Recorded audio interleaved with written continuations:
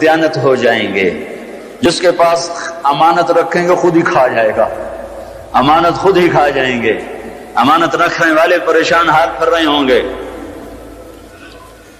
جب کبھی امت زندہ تھی, معتضد باللہ کے پاس ایک شخص آیا کہ جی بغداد کا سب سے بڑا تاجر, اس کے پاس بہت بڑی امانت رکھوا کے حج پہ گیا, وہ آ کے مکر گیا, دیتا نہیں. کوئی گواہ؟ کہ جی گواہ کوئی نہیں, میں کیا کروں, میرا گواہ کوئی نہیں. کہا اچھا امیر المومنین جب کبھی زندہ تھے, جب ان کے دروازوں پر آہنی گیٹ نہیں تھے, جب وہ سوز گداز رکھنے والے تھے, سوچ سوچ سوچ سوچ کہنے لگا اچھا ایسا کرو تم اس کی دکان کے سامنے جا کے بیٹھ جاؤ, میں گزروں گا تجھے سلام کروں گا, تو نے کھڑے نہیں ہونا, سلام کا جواب بیٹھے بیٹھے دینا ہے. میں تیرا حال پوچھوں گا تو نے بے نیازی سے جواب دینا ہے, کوئی بات تو نے سیدھی نہیں مجھے کرنی. اس کو جا کے بٹھا دیا دکان پر, پھر اپنا شاہی سواری لے کر نکلا. تو پیچھے لو لشکر جب وہاں پہنچا تو اس کو کہا السلام علیکم یا اخیج. ارے بھائی السلام علیکم. وعلیکم السلام. وہ سارے حیران ہو کے اس کو دیکھ رہی ہے, کیا بلا ہے, ساری دنیا تو کھڑی ہو رہی ہے امیر المومنین کے لیے, وہ اسی طرح بیٹھا ہوا ہے. کہا بھائی کیا حال ہے؟ ابے ٹھیک ہوں, کیا سر کھایا ہوگا؟ بھائی آپ ہمیں ملنے ہی نہیں آئے, بغداد میں اور ملنے ہی نہیں آئے, اور میں کوئی فارغ تھوڑا ہوں کہ تجھے ملنے آؤں. ایسے دو چار باتیں کر کے وہ چلا گیا. تاجر یہ دیکھ رہا تھا, پھپھرا کمبے ہوں مارے. کہنے کا بھائی وہ کون سی تھیلی تھی ذرا بتاؤ جس میں تو کہہ رہا ہے کہ میں نے پیسے رکھوائے تھے؟ کہا جی وہ نیلے رنگ کی تھی. اچھا اچھا اچھا, وہ تو میرے پاس پڑی ہے, مجھے یاد نہیں رہا, ابھی حاضر. وہ ملی, لے کر پہنچا گیا نا, مل گئی تو معتضد خود آیا, کہا یہاں پھانسی کا پھندا بناؤ. پھانسی کا پھندا بنا کر اس کو وہیں لٹکا دیا, بازار میں لٹکا دیا. یہاں 16 سال قتل کے کیس کے فیصلے نہیں ہوتے. یہ کیا انصاف ہے کہ ایک نسل مر جائے؟ فریادیں کرتی کرتی مائیں قبروں میں چلی گئیں, بوڑھے باپ کی کمریں رکوع میں چلی گئیں, اور عدالتیں انصاف نہ دے سکی. والامانۃ مغنما, لوگ بھی بددیانت ہو جائیں گے, امانت کھا جائیں گے. والزکاۃ مغرما, مالدار لوگ زکات دینا چھوڑ دیں گے, عیاشیوں پہ پیسہ لٹائیں گے, زکات نہیں دیں گے. اگر یہ سارے پاکستان کے لوگ صرف زکات دے دیں تو یہ کشمیر کے زلزلے کے لیے کسی مدد کی ضرورت کوئی نہیں ہے, باہر کی مدد کی ضرورت کوئی نہیں ہے. وَتُعِلِّمَ لِغَيْرِ الدِّينِ, اور علم دین اللہ کی رضا کی بجائے دنیا کی طلب کے لیے حاصل ہونے لگے گا. علم دین کی منزل اللہ نہ رہے گا, علم دین کی منزل کچھ اور ہو جائے گی. وَأَطَاعَ الرَّجُلُ زَوْجَتَهُ, اور لوگ اپنی بیویوں کے فرما بردار ہو جائیں گے. وَعَقَّ أُمَّهُ, اور ماؤں کے نافرمان ہو جائیں گے. وَأَدْنَا صَدِيقَهُ, دوست کو دیکھ کر باہیں پھیلائیں گے. وَأَقْصَى أَبَاهُ, باپ کو دیکھ کے دھکا دیں گے, باپ کو ذلیل کریں گے, دوست کا اکرام کریں گے, ماؤں کو خوار کر دیں گے, بیویوں کو سجدے کریں گے. سجدے سے مراد ان کے غلام بن جائیں گے, ان کے فرما بردار بن جائیں گے. جب یہ ہوگا, دیکھو ایک عجیب بات آپ کو بتاؤں, اللہ کے نبی نے نافرمانی کے لیے عربی زبان میں لفظ آتا ہے معصیت, عصا. اللہ کے نبی نے اللہ کے لیے بھی عصا کا لفظ استعمال کیا, اپنے لیے بھی عصا کا لفظ استعمال کیا, لیکن ماں باپ کی نافرمانی کے لیے عصا کا لفظ استعمال نہیں کیا, عقا کا لفظ استعمال کیا ہے, عقا. اور بھائی کوئی ٹیشو پیپر ہے یہاں؟ اور ٹیشو پیپر مانگ رہا ہوں خدا کے بندے, ادھر آپ کو عقا کا مطلب بتانا چاہتا ہوں.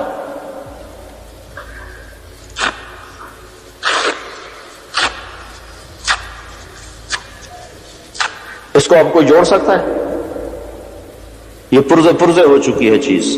اس کو عربی زبان میں عقا کہتے ہیں, حقوق کہتے ہیں, حقوق.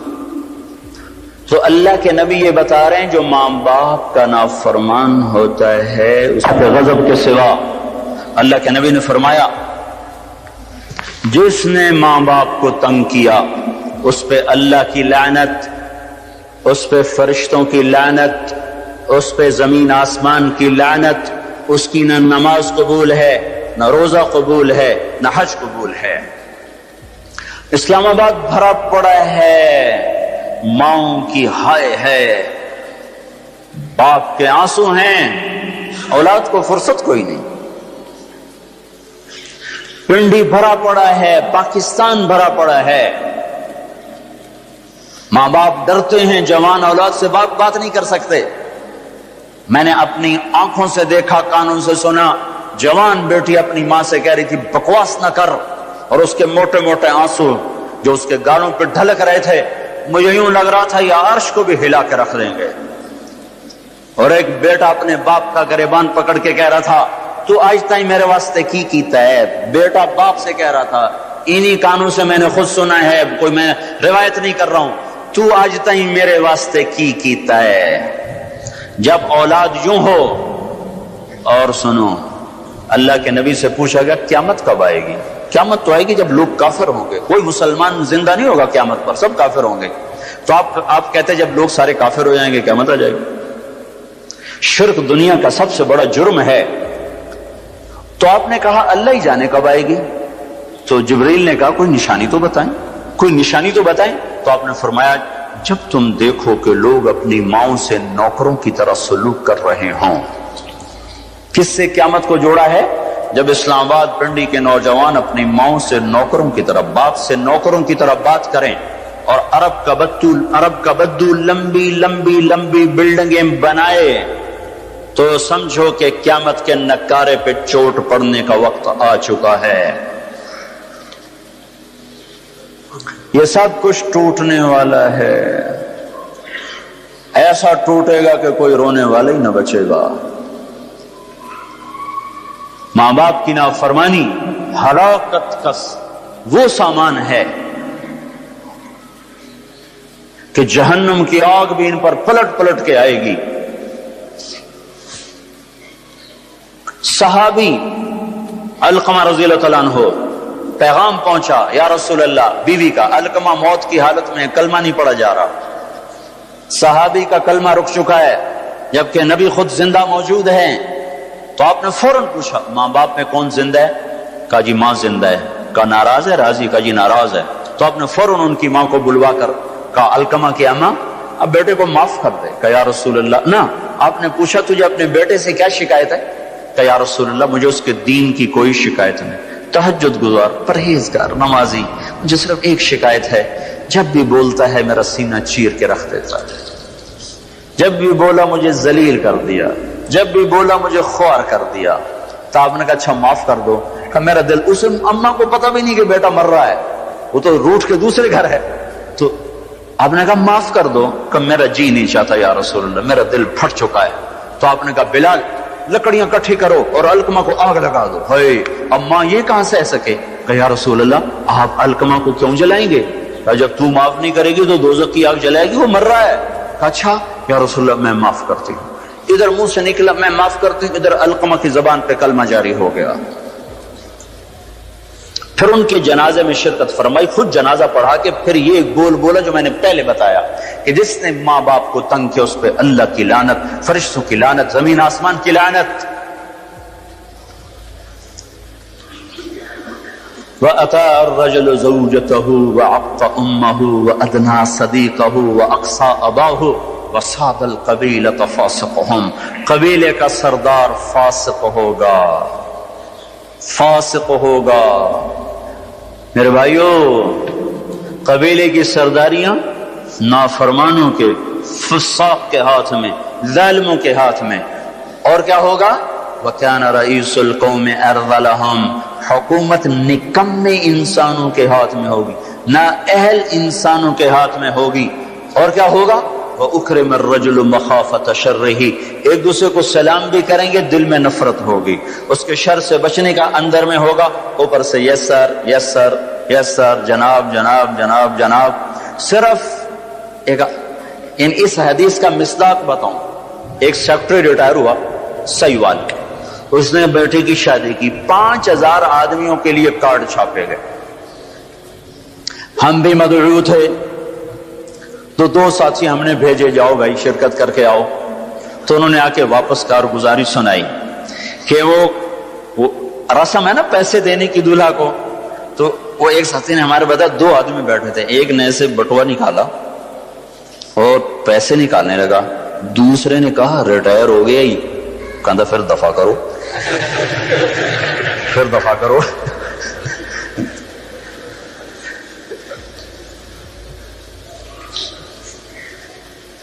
چودھری صدیق مرحوم تھے پنجاب کے چیف سیکرٹری، 5 سال چیف سیکرٹری رہے۔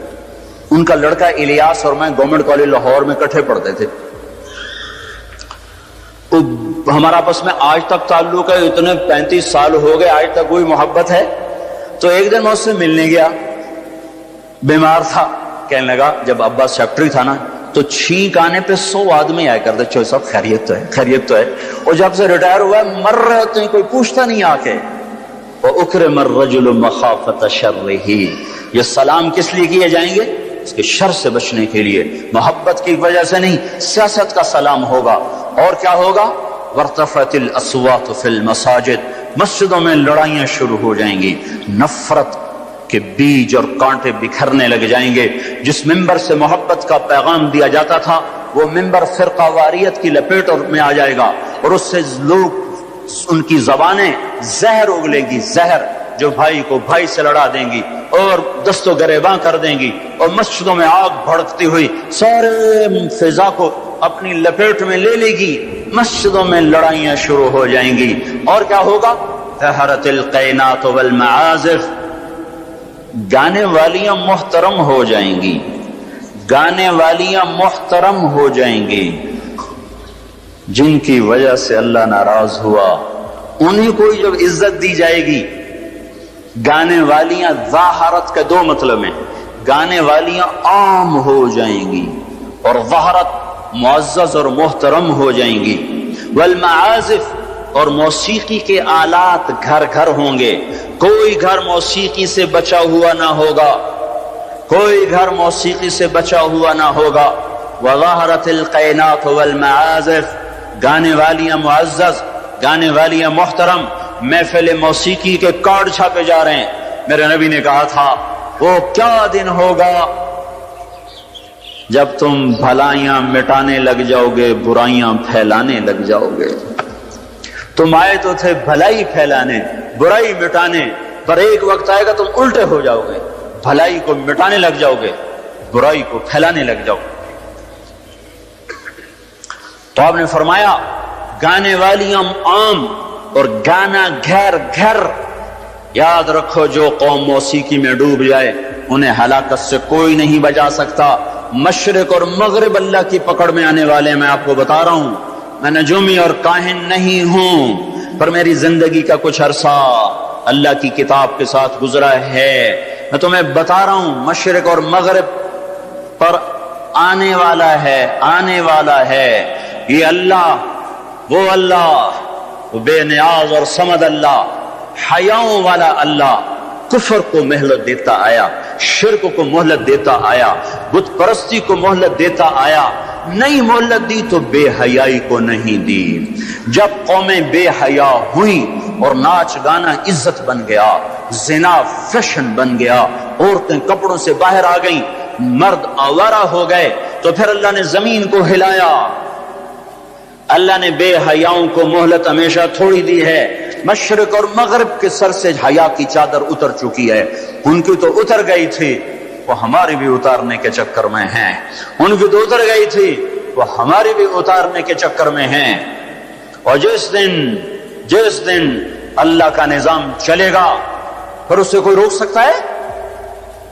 أَأَمِنْتُمْ مَنْ فِي السَّمَاءِ أَنْ يَخْسِفَ بِكُمُ الْأَرْضَ فَإِذَا هِيَ تَمُورُ، تمہیں کھڑوں کو زمین میں دھنسا دوں، اپنے اللہ کو روک لو گے؟ أَأَمِنْتُمْ مَنْ فِي السَّمَاءِ أَنْ يُرْسِلَ عَلَيْكُمْ حَاصِبًا فَسَتَعْلَمُونَ كَيْفَ نَذِيرٌ، تمہارے اوپر پتھر برسا دوں تو اپنے رب کو روک لو گے؟ وَلَقَدْ كَذَّبَ الَّذِينَ مِن قَبْلِهِمْ فَكَيْفَ كَانَ نَكِيرٌ، تم سے پہلوں نے جھٹلایا، تیرے رب نے پکڑ کے دکھایا، کچھ تو عبرت کی نظر سے دیکھو۔ مہنجو داڑو چلو بہت دور ہے، ٹیکسلا کیوں نہیں چلے جاتے ہو؟ یہ گندھارا کی تہذیب پہ کیوں نہیں کھڑے ہو کہ تم غور کرتے ہو؟ ان کے ٹوٹے مکان، ان کی دفن شدہ تہذیبیں اور ان کے ویران حویلیاں، مہنجو داڑو کی تہذیب، ہڑپا کی تہذیب، یہ تو میرے دیش کے اندر ہے، مجھے باہر نہیں جانا پڑے گا، مجھے روم کے کھنڈر دیکھنے کے لیے اٹلی جانے کی ضرورت نہیں ہے، اردن جانے کی، ترکی جانے کی ضرورت نہیں ہے، یہی کھنڈر بتا رہے ہیں۔ میں بھی کبھی کسی کا سر پر غرور تھا۔ یہ اللہ نے تہذیبوں کو کھنڈر کب بنایا؟ جب نافرمان ہوئے۔ لوط علیہ السلام کی قوم بے حیا تھی، ان کے کفر کا الزام سارے قرآن میں ایک دفعہ لگا ہے ان پر۔ جب بھی نبی کہتا تھا تم غلطی کرتے ہو تو اور انبیاء ان پر کفر کا تم کیوں اللہ کا انکار کرتے ہو، تم کیوں اللہ کا انکار کرتے ہو؟ لوط علیہ السلام کو لوط علیہ السلام نے اللہ نے صرف ایک دفعہ کہا کہ یہ کفر کرتے ہیں، باقی ہر دفعہ جتنی دفعہ اللہ نے ان پر لعنت کی تو کہا تم کیسے بے حیا ہو، یہ تم کیا کام کرتے، تم کیسے بے حیا ہو، تم مردوں سے شہوت پوری کرتے ہو۔ ما سبقکم بہا من احد من العالمین، اس ظالموں تم سے پہلے یہ گندا کام کسی نے نہیں کیا، یہ تم کیا کر رہے ہو؟ جب دھرتی پر یہ کام لوط علیہ السلام کی قوم کا عمل جب دو آدمی کرتے ہیں تو اس جگہ کے فرشتے اٹھ کر اوپر چلے جاتے ہیں کہ ابھی اللہ نے زمین کو ہلایا اور ابھی ہلایا اور ابھی عذاب آیا اور ابھی عذاب آیا۔ تو لوط علیہ السلام کی قوم پہ اللہ نے 4 عذاب پھینکے ہیں کٹھے، اور 5واں زلزلہ۔ پہلے آیا زلزلہ، پھر آئی فرشتے کی چیخ، پھر اوپر پڑی پتھروں کی بارش، پھر ان کے چہرے ان کی آنکھیں گئی دھسا دی گئیں، اور پھر ان کو اللہ نے یوں اٹھایا اور پلٹا کے یوں مارا۔ فجعلنا عالیہا سافلہا وامطرنا علیہا حجارۃ من سجیل منضود مسومۃ عند ربک وما ہی من الظالمین ببعید۔ عجیب بات بتاؤں، پتھروں پہ نام لکھ کے تھے، یہ پتھر فلاں خبیث کے سر پہ پڑے گا، یہ فلاں بدبخت کے سر پر پڑے گا۔ لوط علیہ السلام کی بیوی ایمان نہیں لائی تو اللہ تعالیٰ کے فرشتوں نے کہہ دیا تو بچ جائے گا، تیری بیوی کے سر پہ پڑے گا پتھر۔ اور لوط علیہ السلام اتنے تنگ آ چکے تھے، فرشتوں نے انہوں نے پوچھا کب عذاب آئے گا؟ لوط علیہ السلام نے پوچھا فَاسْرِ بِأَهْلِكَ بِقِطْعٍ مِّنَ اللَّيْلِ وَلَا يَلْتَفِتْ مِنْكُمْ أَحَدٌ وَامْضُوا حَيْثُ تُؤْمَرُونَ۔ لوط علیہ السلام کہنے لگے عذاب کب آئے گا؟ تو فرشتوں نے کہا ان موعدہم الصبح، ابھی نہیں، ان موعدہم الصبح، جب صبح کا چاندنا ہوگا تو ان پر عذاب آئے گا۔ لوط علیہ السلام اتنے تنگ آ چکے تھے، کہنے لگے نہیں، صبح بڑی دور ہے، ابھی لاؤ۔ تو جواب میں فرشتوں نے کہا الیس الصبح بقریب، صبح بھی تو قریب ہی ہے، الیس الصبح بقریب ان موعدہم الصبح الیس الصبح بقریب، یہ قرآن کی آیت ہے۔ فرشتوں نے کہا بس 3-4 گھنٹے کی بات ہے، نکلو۔ فلما اتاہا امرنا، پھر اللہ کا امر آیا۔ کہاں ہے اللہ؟ کیا ہمارا کیا پڑھے لکھا دور ہے، سائنس کا دور ہے، ترقی کا دور ہے، پلیٹیں ہلتی ہیں، اللہ ویلا بیٹھا ہوا ہے۔ ہاں واپس آؤ۔ عقل کی پرستش نے یونان کو کیا دیا؟ رب کی پرستش نے دیا جو بھی دیا۔ اللہ اس کے رسول کی غلامی سے سہرے بندے ہیں، جس کے بھی بندے ہیں، وہی عزت کی سیڑھیوں پر چڑھا ہے جس نے اللہ رسول کے غلامی کا دم بھرا ہے، جس نے ان کی چوکٹ کو چوما ہے، وہی دنیا اور آخرت میں سرخرو ہوا ہے۔ بے حیا معاشرہ ٹوٹ جاتا ہے اور بے حیائی ننگی ہو کے ناچ رہی ہے۔ کیا حیرت کی بات ہے کہ ننگے ناچ سکرین پہ دکھائے جا رہے ہیں اور دیکھنے والے مزے سے بیٹھے دیکھ رہے ہیں، تو کیا میرے اللہ کو غیرت نہ آئے گی؟ میں یہ لوط علیہ السلام کی قوم کے علاقے میں پھرا ہوں، 300 میل کا علاقہ ہے، غور آج کل اس کو کہتے ہیں، پوری پٹی پہ پھرا ہوں۔ وہ سارا پہاڑی علاقہ ہے، اسلام آباد کے پہاڑوں میں سب بڑے نہیں، چھوٹے چھوٹے خوبصورت پہاڑ، چلتے چلتے ایک دم بیچ میں نشیب آتا ہے اور یوں زمین 300 میل تک بیٹھی ہوئی نظر آتی ہے۔ عربی زبان میں بیٹھی چیز کو غور کہتے ہیں۔ یہ زمین کیسے بیٹھ گئی؟ جب لوط علیہ السلام کی بستی کو اٹھایا اور اٹھا کر اوپر سے زمین پر مارا تو وزنی چیز جب زمین پر گرتی ہے تو دائیں بائیں زمین نیچے بیٹھ جاتی ہے. اس طاقت سے وہ بستی زمین پر گری کہ 300 میل تک ساری زمین بیٹھ گئی. تو لوط علیہ السلام صبح نکلنا تھا کہ پہلے زلزلہ آیا, پھر فرشتے کی چیخ آئی, پھر پتھر برسنے لگے, چیخ و پکار. لوط علیہ السلام نے بیوی سے کہا تھا پیچھے نہ مڑ کے دیکھنا, پر اللہ کا فیصلہ ہو چکا تھا کہ اس کا بھی سر ٹوٹنا ہے. تو چلتے بس تو نہیں رہ سکی, ذرا یوں اتنی کو گردن ٹیڑھی ہوئی تھی کہ اوپر سے پتھر آیا اور اسے بھوسا بنا کے پھینک دیا. تو میرے بھائیوں, ہم سب خطرے کی لپیٹ میں ہیں, باری لگ چکی ہے, نمبر بنمبر, نوبت بنوبت. یہ ہوگا, یا لوگ توبہ کریں گے یا اللہ کی نشانیاں کھل کے آئیں گی. جب یہ ہوگا, جب میری امت گانے بجانے کو جو قومیں گانے بجانے میں ڈوبتی ہیں وہ ہلاک ہو جاتی. چلو میں کہتا ہوں وہ جو قرآن بھی پرانی کتاب اور حدیثیں بھی پتہ نہیں ہیں کہ نہیں ہیں. کتنا ایک طبقہ ہے جاہلوں کا جو یہ بھی کہتا ہے. اقبال کو تم مان لو تمہارا شاعر مشرق ہے, حکیم الامت کا لقب پایا ہے. 1996 میں انڈونیشیا جماعت میں گیا تھا تو وہاں کا جنرل حبیبی تھا مسلمانوں کا لیڈر. اس سے ملاقات پر اس نے کہا کہ آپ کے شاعر اقبال کی پوئٹری کو ہم نے اپنی زبان میں ٹرانسلیٹ کر کے اپنے نوجوانوں میں جذبہ پیدا کیا. میں نے کہا ہماری قوم تو اس کی قدر نہ کر سکی, 100 سمندر پار کی قوم اس کی شاعری سے انقلاب لے آئے, اور انہیں گانوں سے ہی فرصت کوئی نہیں. تو اقبال نے کیا کہا تھا, تجھ کو بتاتا ہوں کہ تقدیر امم کیا ہے, تمہیں بتاؤں میں قوموں کے عروج و زوال کی کہانی. شمشیر و ثنا اول, طاؤس و رباب آخر. جب وہ اٹھتی ہیں عزت کے زینوں پر تو نیزوں کی کھڑکھڑاہٹ اور تیروں کی سنسناہٹ اور تلواروں کی جھنکار ان کا نغمہ ہوتا ہے. اور جب وہ ذلت کے گڑھوں میں گرتی ہیں اور پستیوں میں گرتی ہیں تو پھر تانسین ان کا بڑا آدمی بن جاتا ہے, پھر تانسین کے قصیدے پڑھے جاتے ہیں, پھر گلوکاروں کو فنکار بنایا جاتا ہے, پھر ناچنے والیوں کو فنکارہ بنایا جاتا ہے. ہائے ہائے ہائے ہائے, 6 لاکھ کو کیا جواب دو گے؟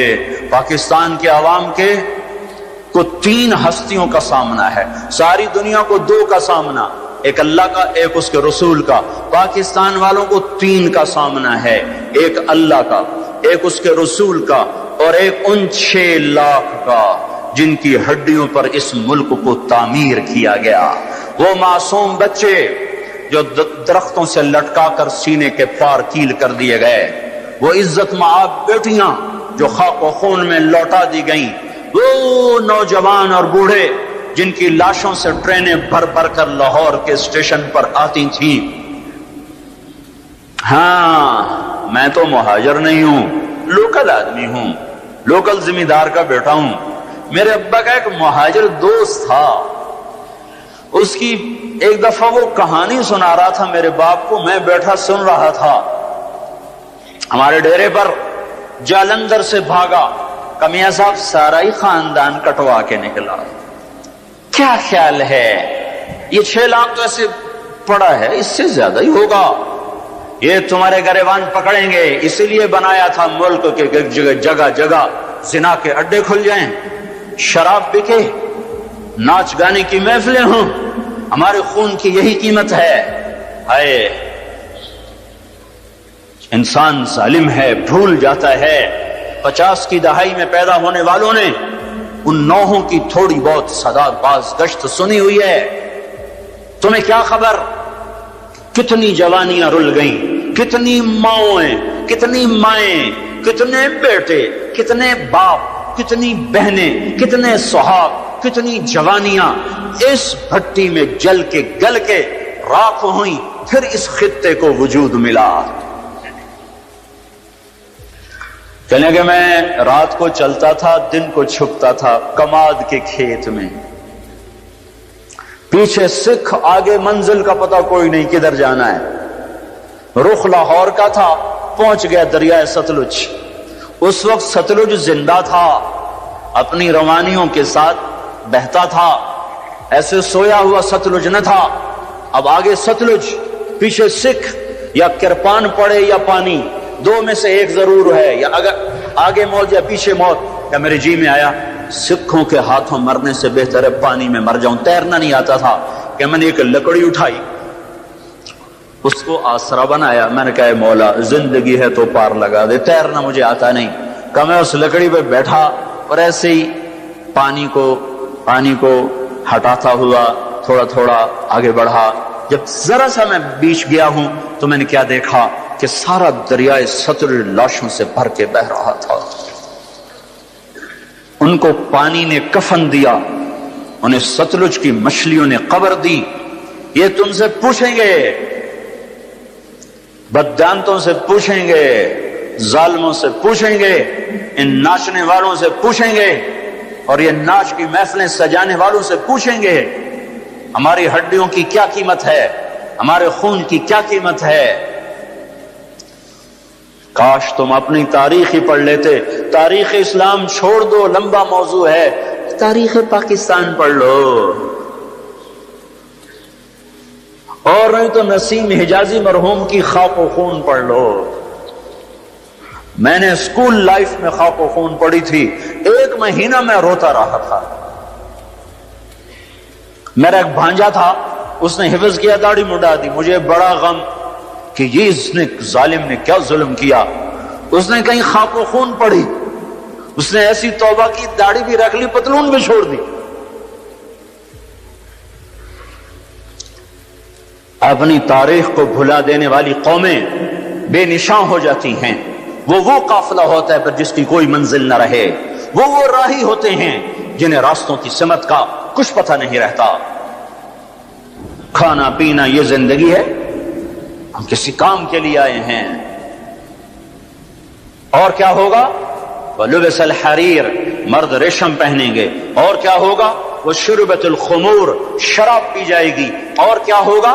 وَلَعَنَ آخِرُ هَذِهِ الْأُمَّةِ أَوَّلَهَا، اس امت کے آج کے لوگ پہلے لوگوں کو گالیاں بکیں گے، دیوانہ کہیں گے۔ اونٹوں کے لوگ تھے، پتھروں کے لوگ تھے، خچروں کے لوگ تھے، کھوتوں کے لوگ تھے، ہم راکٹ والے، ہم راکٹ والے۔ اور تمہارا نبی گدھے پہ سوار رہا ہے۔ سواری عزت کی چیز ہوتی تو میرے نبی کو اللہ رات ہر وقت حاضر کرتا۔ اللہ کے نبی کے 2 گدھے تھے، ایک کا نام عفیر تھا، ایک کا نام یعفور تھا۔ آپ کبھی اس پہ سوار ہوتے، کبھی اس پہ سوار ہوتے۔ پھر آپ نے خچر پر بھی سواری کی ہے، ایک کا نام دلدل تھا، ایک کا نام فضہ تھا۔ پھر آپ نے اونٹنی پر بھی سواری کی ہے، ایک کا نام عزبا تھا، ایک کا نام شہبا تھا، ایک کا نام جدعا تھا، ایک کا نام قصوا تھا۔ پھر آپ نے ایک اونٹ پر بھی سواری کی ہے، اس کا نام عسکر تھا۔ پھر آپ نے امت کے مالداروں کو بھی گنجائش دے دی، آپ نے گھوڑوں پر بھی سواری کی ہے، اور چھوٹے موٹے گھوڑے نے بڑے عالی شان۔ ایک گھوڑے کا نام ورد تھا، ایک کا نام یعصوب تھا، ایک کا نام یعبوب تھا، ایک کا نام مرتجل تھا، ایک کا نام سکب تھا، ایک کا نام سبحہ تھا، ایک کا نام لزاز تھا، ایک کا نام قراس تھا۔ یہ سارے حسین گھوڑے تھے جن پر آپ نے کبھی کبھی سواری فرمائی کہ اگر میری امت کا کوئی مالدار اچھی سواری رکھنا چاہے تو میں گنجائش دیتا جاؤں کہ میں صرف غریبوں کا نبی نہیں ہوں، مالداروں کا بھی نبی ہوں۔ یہ جب سب کچھ ہوگا، میں ساری کو ایک دفعہ دوبارہ دہراتا ہوں، عزت تو خزل فی ادولا، جب حکومت کے کارندے بددیانت ہو جائیں گے، خزانہ خود لوٹ لیں گے، والامانۃ مغنما، عوام بھی بددیانت ہو جائیں گے، امانت کھا جائیں گے، والزکاۃ مغرما، زکات دینے والے زکات دینا چھوڑ دیں گے، وتعلم لغیر الدین، علم دین دنیا کمانے کے لیے ہوگا، واطاع الرجل زوجته، لوگ بیویوں کے فرما بردار، واقع امہ، ماؤں کے نافرمان، وادنا صدیقہ، دوست کا استقبال، واقصى اباہ، باپ کو ذلیل و خوار کریں گے، وصاد القبیلۃ فاسقہم، قبیلے کا سردار فاسق، وکان رئیس القوم ارذلہم، حکومت نااہل انسانوں کے ہاتھ میں، واکرم الرجل مخافۃ شرہ، ایک دوسرے کو سلام کریں گے بیچ میں نفرتیں چھپا کر، اور وارتفعت الاصوات فی المساجد، اور مسجدوں میں لڑائیاں شروع ہو جائیں گی، وظہرت القینات والمعازف، گانا بجانا عام ہوگا، گانے والیاں محترم ہوں گی، ولبس الحریر، اور ریشم پہنا جائے گا، وشربت الخمور، اور شراب پی جائے گی، ولعن آخر هذه الامة اولها، آج کے لوگ پچھلے لوگوں کو برا بھلا کہیں گے۔ جب یہ سب کچھ ہوگا تو پھر کچھ اور بھی ہوگا. وہ کیا ہوگا؟ فَلْيَرْتَكِبُوا عِنْدَ ذَلِكَ رِيحًا حَمْرَاءً وَزَلْزَلَةً وَخَسْفًا وَقَذْفًا وَآيَاتٍ مُتَتَابِعَاتٍ. تو پھر میری امت انتظار کرے، ان پر ہوائیں پاگل بن کے جھپٹیں گی، ہواؤں کا رنگ سرخ ہو جائے گا، زمین زلزلوں پہ آ جائے گی، زمین میں دھنسا دیے جائیں گے، پتھر برسا دیے جائیں گے، اور اوپر نیچے عذاب کے دہانے کھل جائیں گے. جب تک توبہ نہ ہوگی یہ راستہ بند نہ ہوگا، یہ پکڑ بند نہ ہوگی. میرے بھائیوں آپ سب کی میں منت کرتا ہوں، ہاتھ جوڑتا ہوں، اور اعتکاف والوں کا شکر گزار ہوں کہ انہوں نے اللہ کے غصے کو ٹھنڈا کرنے والا کام کیا. آپ سب سے بھی کہتا ہوں کہ ہم سب اللہ کے دربار میں جھک کر توبہ کریں. یہ توبہ کا وقت ہے. یوم دعا منانے کی چیز نہیں ہے، وہ یہ رونے کی چیز ہے. رو کہ وہ روٹھا ہوا ہے، اور اسے منانا سب سے آسان ہے، سب سے آسان ہے. میرے ایک بزرگ مجھ سے ناراض ہو، ڈیرے میں، بھرے ڈیرے میں 1 گھنٹہ میں زمین پر بیٹھ کے ان کی منتیں کرتا رہا. زمین پر وہ چارپائی پر نوکر کھڑے ہوئے، رشتہ دار کھڑے ہوئے، اور میں معافی مانگ رہا ہوں کہ میں نہیں کرنا ہے، مینوں پتا ہے تو بڑا بڑا مولوی ہے، میں تینوں معاف نہیں کرنا. 1 گھنٹہ منتیں کروا کر پھر معاف کیا. خون کا قریبی رشتہ. اور میرا اللہ کیسا ہے؟ اے ہے یا ابن آدم لو بلغ الذنوب عنان السماء ثم استغفرتنی غفرت لك ولا ابالی. میرا بندہ حوصلے نکال لے گناہ کرنے کے، اتنے کر کے اسلام آباد کو نہ بھر، اتنے کر کے پاکستان کو نہ بھر، ہند و سندھ کو نہ بھر، 7 زمینوں کو بھر دے. پھر تہ بتہ گناہوں کو رکھتا جا، اور خلاؤں کو بھر دے. چاند تاروں کی روشنی چھین لے، سورج کو کالا کر دے اپنے گناہوں سے، اور اپنے گناہوں کو میرے آسمان کی چھت کے ساتھ آ کر پھنسا دے. اتنے گناہ کرنے کے بعد تو نے 1 دفعہ اگر کہہ دیا یا اللہ معاف کر دے تو میں سارے معاف کر دوں گا. ولا ابالی. کوئی ہے مجھے پوچھنے والا؟ مجھے کوئی پوچھ سکتا ہے کہ کیوں معاف کیا؟ مجھے کوئی پرواہ نہیں ہے. تم توبہ کرنے والے بنو، مجھے معاف کرنے میں دیکھو گے کوئی دیر نہ لگے گی. من تقرب الی تلقیتہ من بعید. ساری زندگی کٹ گئی عشق بتا میں. مومن سے چوک ہو گئی، یا ویسے شاعری کی ترنگ میں کہہ دیا آخر عمر میں کیا خاک مسلمان ہوں گے. آخر عمر تو بہت زیادہ ہے، آخری سانس میں بھی توبہ کر لے تو اللہ گلے سے لگا لے. جو اپنے گناہوں کا بوجھ لے کر ندامت کے آنسو بہاتا ہوا بوجھل قدموں کے ساتھ اللہ کے گھر کی طرف بڑھتا ہے کہ آج اللہ کو منانے جا، آج اس سے صلح کرنے جا رہا ہوں. ماں کو منانے جاؤ وہ بات نہیں کرتی، باپ کو مناؤ وہ الٹا پٹائی کرتا ہے، بھائی کو منانے جاؤ وہ دروازہ نہیں کھولتا، اور رب کو منانے جاؤ کب جب بال گناہوں میں جکڑا ہوا، جب رواں گناہوں کا گٹر بنا ہوا، جب پیچھے مڑ کے دیکھو تو کوئی ایک کرن کہیں نیکی کی نظر نہ آتی ہو. سیاہیوں میں لتھڑا ہوا، گندگیوں میں ڈوبی ہوئی یا ڈوبا ہوا، لتھڑی ہوئی یا لتھڑا ہوا، غفلت میں زندگی گزارنے والی یا گزارنے والا. جب یہ بوجھل قدموں سے اللہ کی طرف بڑھتا ہے تو میرا اللہ کہتا ہے ٹھہرو، میں تیرے استقبال کے لیے عرشوں سے نیچے اتر کے خود آگے آ رہا. تلقیتہ من بعید. آؤ جی ہم آگے نہیں بڑھ جاتے اپنے قریبی دوست کے لیے؟ آؤ جی. تو یہ کچھ میرا اللہ کہہ رہا ہے، جو توبہ کرنے میری طرف آتا ہے میں آگے بڑھ کے اس کا استقبال کرتا ہوں. ومن اعرض عنی نادیتہ عن قریب.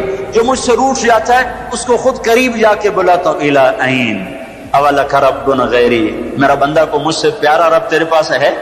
کہاں جا رہے ہو؟ جس سے ماں نافرمان بچے کو کہتی کہاں جا، جاہل تھے، جانور تھے، اور جب انسانیت کا شعور آیا تو وہ اٹھ کے اللہ کے پاس چلے گئے. اور تمہارے ہیں تو قدر کر لو، میں تو محروم ہوں ان دونوں سے. تمہارے زندہ ہیں تو قدر کرو ورنہ کف افسوس ملتے رہو گے۔ موسیٰ جیسوں سے اللہ نے کہہ دیا جب ماں مر گئی، موسیٰ کوہ طور پہ اب ذرا سنبھل کے آیا کرو، دعائیں کرنے والی چلی گئی۔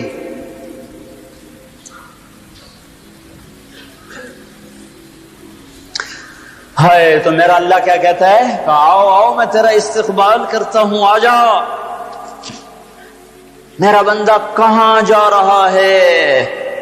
فَأَيْنَ تَذْهَبُونَ يَا أَيُّهَا الْإِنسَانِ مَا غَرَّكَ بِرَبِّكَ الْكَرِيمِ۔ کاش اس آیت کے اندر کا شہد میں آپ کو نکال کے دکھا سکتا، اس کے اندر میں اللہ کی محبت میں آپ کو دکھا سکتا کہ اللہ کیسے پکار رہے، یا ایھا الانسان، او میرا بندہ، او میری بندی، کہاں جا رہے ہو؟ ما غرک بربک الکریم۔ اور کبھی رب بھی ظالم ہو سکتا ہے، تیری ماں تجھ پہ ظلم کر سکتی ہے، عین ممکن ہے کہ مائیں ظالم ہوں۔ خیزوران نے اپنا سگا بیٹا قتل کر دیا، ہارون رشید کی ماں خیزوران، مہدی کی بیوی، ہادی ہارون کی ماں، مہدی کے مزاج پہ سوار تھی۔ مہدی اس کے پیچھے بھی جیسے نور جہاں جہانگیر پہ چھا گئی، خیزوران مہدی پہ چھا گئی۔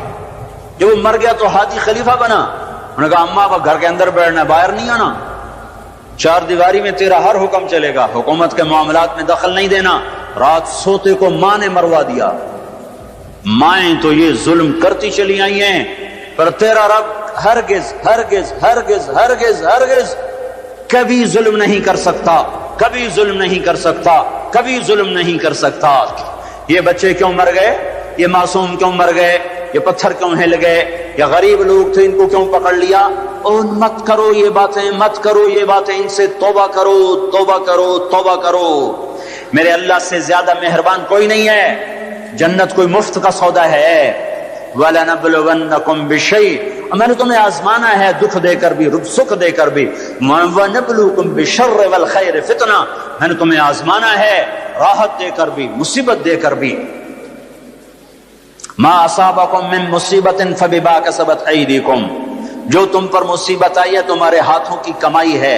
یہاں عذاب کی طرف اشارہ ہے، یہاں عذاب کو بتایا جا رہا ہے۔ مَا أَصَابَكُم مِّن مُّصِيبَةٍ فَبِإِذْنِ اللَّهِ، تم پر جو مصیبت آئی ہے اللہ کے امر سے آئی ہے۔ یہاں امتحان کی طرف اشارہ ہے۔ سن رہے ہو؟ دو آیات آپ کو بتا رہا ہوں، دونوں کا مصداق الگ ہے۔ ما اصابکم من مصیبت فبما کسبت ایدیکم، تم پہ جو دکھ تکلیف آیا ہے تمہارے گناہوں کا نتیجہ ہے۔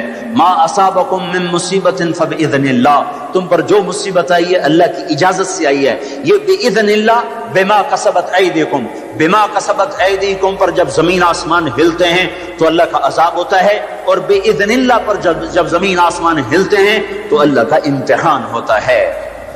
اچھا چلو، ان پر یہ تو گناہگار بھی ہوں گے، کون سے معصوم تھے، گناہگار بھی ہوں گے۔ اللہ تعالیٰ، ایک حدیث میں آتا ہے، اللہ اپنے بندے کے لیے جنت میں ایک مقام طے کرتا ہے، وہ اپنے عمل سے پہنچ نہیں پاتا تو اللہ اس کو مصیبت ڈال کے اس کو وہ مقام عطا فرما دیتا ہے۔ اور اللہ تعالیٰ جنت میں جب مصیبت زدہ لوگوں کو بلائے گا، مصیبت والے آ جاؤ، اعلان ہوگا 8 اکتوبر کے زلزلے والے آ جاؤ۔ جب اللہ ان کو جنت کے درجات دے گا تو جو لوگ عافیت میں رہے ہوں گے وہ کہیں گے ہائے کاش دنیا میں ہمارے گوشت کینچیوں سے کاٹے جاتے اور ہمیں بھی یہ رتبہ مل جاتا۔ کینچی کیوں کہا؟ تلوار کیوں نہیں کہا؟ خنجر کیوں نہیں کہا؟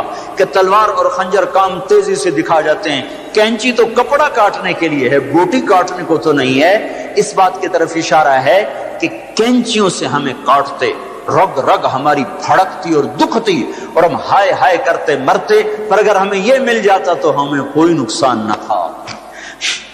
تو اللہ اچھوں کو بھی آزماتا ہے، بروں کو بھی۔ آزمائش کے بعد لوگوں میں کفر بڑھے تو عذاب کی نشانی ہے، آزمائش کے بعد لوگوں میں توبہ آئے تو یہ اللہ پاک کے امتحان کی نشانی ہے۔ اللہ تعالیٰ نے پہاڑ ہلائے، چلو ان میں قصوروار بھی تھے، بے نمازی بھی ہوں گے اور دوسرے کاموں والے بھی ہوں گے۔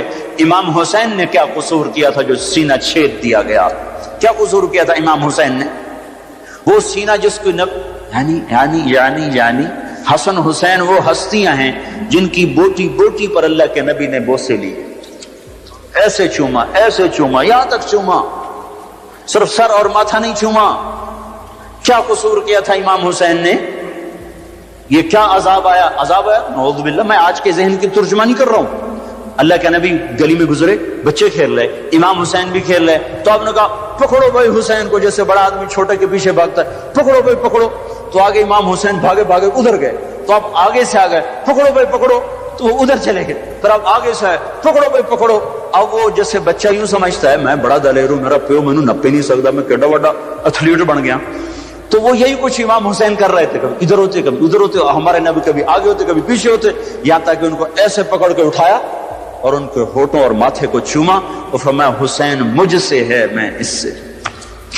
اب اس کو کیوں سین، ہائے ہائے کیا تیر لگے ہیں، کیا تیر لگے ہیں، کیا تیر لگے ہیں۔ ادھر آ ستمگر ہنر آزما، تو تیر آزما ہم جگر آزمائیں۔ اور صرف حسین تھوڑا ہی شہید ہوئے، 16 آل رسول میں سے شہید ہو گئے۔ امام حسن کے بیٹے قاسم اس قافلے کے سب سے حسین نوجوان تھے۔ جب سارے جان نثار شہید ہو گئے تو پھر اہل بیت کی باری آئی، تو سب سے پہلے قاسم نے اپنی جان کا نذرانہ پیش کیا اور آ کر اپنے چچا کے سامنے کھڑے ہوئے، بیچ میں لوہے کی دیواریں، ان پر جو تلوار پڑی ہاتھ پر ہاتھ کٹ کے الگ ہوا، زمین پر گرا، ان کا یا عمّا ہے چچا۔ تو امام حسین کہاں پہنچتے، لوہے کو چیرتے چیرتے جب پہنچے تو ظلم اپنا کام دکھا چکا تھا، اور بیٹا بھتیجا آخری سانسوں میں ہچکیاں لے رہا تھا، تو اس کے سرانے کھڑے ہو کر کہا قاسم میرے بیٹے، آج تیرے چچا کے دوست بڑے تھوڑے ہیں اور دشمن بڑے زیادہ ہیں، اللہ ناصرہ وکفر باطرہ۔ وہ کیا دن ہوگا جب اللہ کا رسول تیری طرف سے خود مدعی بن کے عدالت میں آئے گا، اس دن ان کو کہاں جائے پناہ ملے گی۔ ایک دفعہ تلواریں رک گئی امام حسین کے یہ بول سن کر، تو ان کو اٹھایا، سینے سے چمٹا کر ان کے پاؤں زمین پہ لگتے جا رہے تھے۔ جہاں پہلے جعفر کے بیٹے شہید ہوئے پڑے تھے، جعفر کے بیٹے عون، عبداللہ، محمد، عون اور محمد یہاں شہید ہوئے ہیں۔ عبداللہ زندہ سلامت رہے جن سے حضرت جعفر کی نسل چلی، عون اور محمد کے ساتھ جا کے قاسم کو لٹا دیا۔ 16 آخری شہزادہ عبداللہ، امام حسین کے 4 بیٹے شہید ہوئے، علی الاکبر، علی الاوسط، ابو بکر، عبداللہ، 4 بیٹے شہید ہوئے۔ آخری بچے عبداللہ ہیں، 2 سال کے، ان کو بلوایا ملنے کے لیے، پیار کرنے کے لیے، خود رہ گئے، بچہ رہ گیا تھا، اب جانے کا وقت آ چکا ہے، تو اس کو پیار کر کے وہ بچہ ایسے تڑپ رہا تھا پیاس کی شدت سے، اتنے میں ایک سنسناتا تیر آیا اور عبداللہ کے سیدھا آ کر گلے میں لگا، خون کا فوارہ چھوٹا۔ اسماعیل علیہ السلام کی پیاس بجھائی زمزم کے پانی سے، اور حسین کے لال کی پیاس بجھائی اس کا خون جگر سے۔ یہاں دل پھٹ گیا ہے، دل ہی تو ہے نہ سنگ و خشت، درد سے بھرنا ہے کیوں، صبر کا پیمانہ تبریز ہو گیا، اور بیٹے کے خون کو دونوں ہاتھ میں لے کر ایسے ایسے لب بنا کر یوں آسمان کی طرف اٹھایا، اے میرے رب، اگر تم نے اپنی مدد کو روک لیا ہے تو میرا تجھ سے گلہ کوئی نہیں۔ ہمیں یہ سبق دیا گیا ہے کہ اللہ کوئی مصیبت لائے کہ اللہ ہم تیرے غلام، ہم تیرے غلام۔ سنو ابن ماجہ کی روایت ہے سے امید میری ساری دنیا، سارے آسمان کے فرشتوں کو جہنم میں ڈال دے تو اللہ ظالم نہیں ہے، اللہ کریم ہے، کریم ہے۔ امتحان ہے ہمارا بھی، جو مر گئے جنت میں چلے گئے، دیکھتے نہیں ہو رمضان میں مرے ہیں، اور رمضان میں تو حساب نہیں ہوتا۔ اب اللہ تعالیٰ کوئی تمہاری طرح کھاتے دار تھوڑا ہی ہے کہ مہینے کے بعد پھر اچھا جی ہونتا حساب دے دو۔ جب ایک دفعہ چھوڑا تو چھوڑ دیا۔ رمضان میں مرنے والوں کا حساب نہیں، معصوموں کے ساتھ مرے ہیں، تو جب معصوموں نے آگے جا کر ماؤں کی سفارش کی ہوگی تو خود ہی مائیں بھی سیدھی جنت میں، وہ بھی جنت میں۔